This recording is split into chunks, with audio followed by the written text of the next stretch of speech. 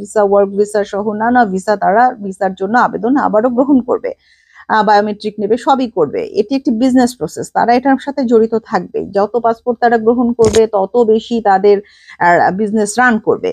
কিন্তু যেই ব্যক্তি দীর্ঘ 7 বছর 7 মাস বা 8 মাস ধরে পাসপোর্ট ফেলে রেখেছেন, তিনি তো আসলে তার বিজনেসটি রান করতে পারছেন না। তার বিজনেস হচ্ছে যত দ্রুত সম্ভব ইতালি যাওয়া এবং অর্থ উপার্জন করা, এবং এখানে যে লোন হয়েছে সেই লোনটি পরিশোধ করা।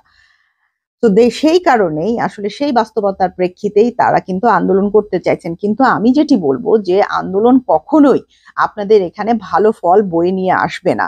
উপরন্তু যেটি হতে পারে যে আপনাদের এই আন্দোলনের কারণে এভিএফএস গ্লোবাল বলতে পারে যে আমরা ভয় পেয়েছি, আমরা আবারও আমাদের এই দোকান বন্ধ করে রাখলাম। আবার এরকম হতে পারে যে দূতাবাস বলল যে আমাদের উপর এরকম প্রেশার ক্রিয়েট করা হচ্ছে, আমরা 6 মাসের জন্য কার্যক্রম বন্ধ রাখলাম।